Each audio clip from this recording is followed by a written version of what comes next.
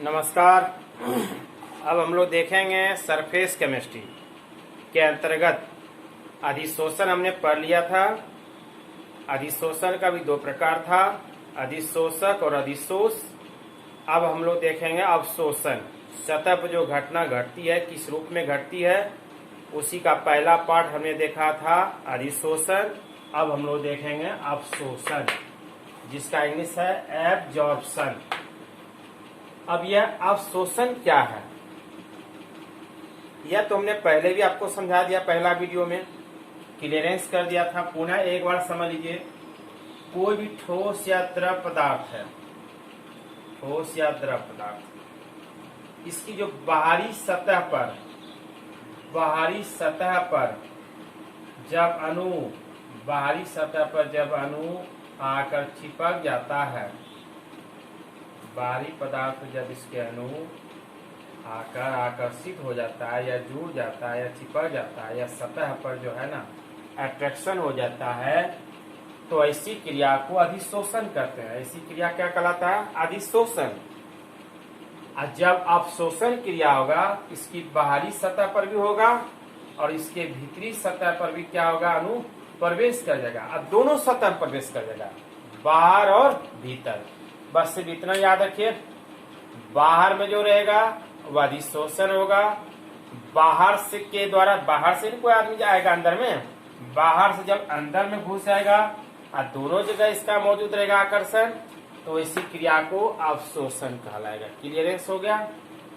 अब यहाँ पे एक चीज बात उठता है, इस चीज का हम उजागर कर देते हैं। यह क्रिया आपका अवशोषण हो गया, अवशोषण, जिसका इंग्लिश होता है एब्जॉर्प्शन।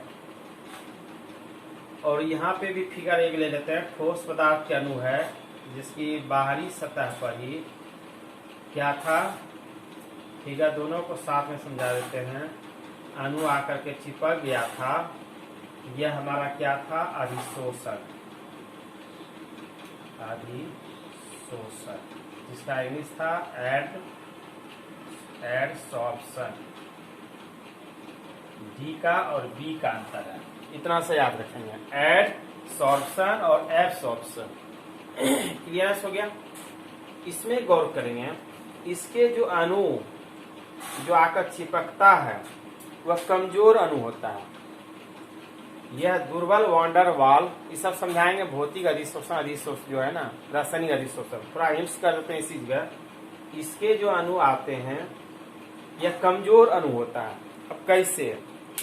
अब देखिए, बाहरी पदार्थ के जो अणु इस दीवार पर जो पोतैया किए आप, इसके अणु जो आकर चिपक गया, या फिर धीरे धीरे क्या होता है, झरने लगता है ना।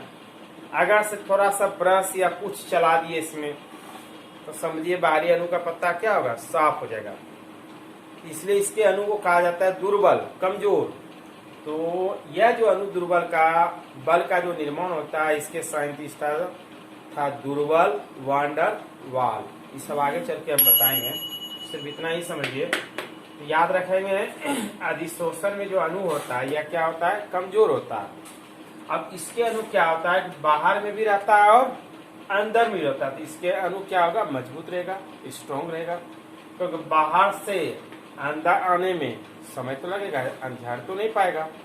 इसको टेम्परेचर भी देंगे, फिर भी जल्दी क्या होगा, बाहर जल्दी नहीं निकल पाएगा, समय लगेगा। तो इस तरह से क्या होता है, अधिशोषण और अवशोषण होता है। चलिए, हमको पढ़ना है अवशोषण। तो क्या हो गया परिभाषा, किसी पदार्थ के अणु दूसरे पदार्थ के अंदर तक पहुंच जाता है। क्लियरेंस हो गया। यानी यह सतह पर भी रहेगा, सतह पर जो रहा, और इसके गहराई में भी पहुंच जाएगा। बल्क यानी स्थूल यानी गहराई, दोनों जगह मौजूद हो जाएगा। तब यह क्या कहलाएगा, एब्जॉर्प्शन। क्लियर। जिसका एग्जांपल हमने दे दिया आपको कि क्विक लाइन, कली चूना। जब अमोनिया गैस कली चूना से होकर प्रवाहित किया जाता है, तो अमोनिया गैस क्या आता है, कली चूना में अवशोषित, यानी कली चूना में प्रवेश कर जाता है, भीतरी गहराई में प्रवेश कर जाता है। तो इसी क्रिया को अवशोषण कही जाती है। दूसरा भी है फास्फोरस पेंटाऑक्साइड। जब फास्फोरस पेंटाऑक्साइड जलवाष्प का अवशोषण करता है, क्या करता है, फास्फोरस पेट्राऑक्साइड क्या करता है, जलवाष्प को अवशोषित करके कौन सा निर्माण करता है, फास्फोरिक अम्ल का निर्माण करता है। तो यह भी क्रिया क्या कहलाती है, अवशोषण। क्लियरेंस हो गया। आपने पढ़ा सरफेस केमिस्ट्री में पहला चीज पढ़ा आपने अधिशोषण और दूसरा आपने पढ़ा अवशोषण। अब यह दोनों का क्या होगा, परिभाषा क्लियरेंस हो गया, एग्जाम्पल चला गया। अभी दोनों का क्या होगा, अंतर। तो अंतर नेक्स्ट वीडियो बताएंगे। Thank you.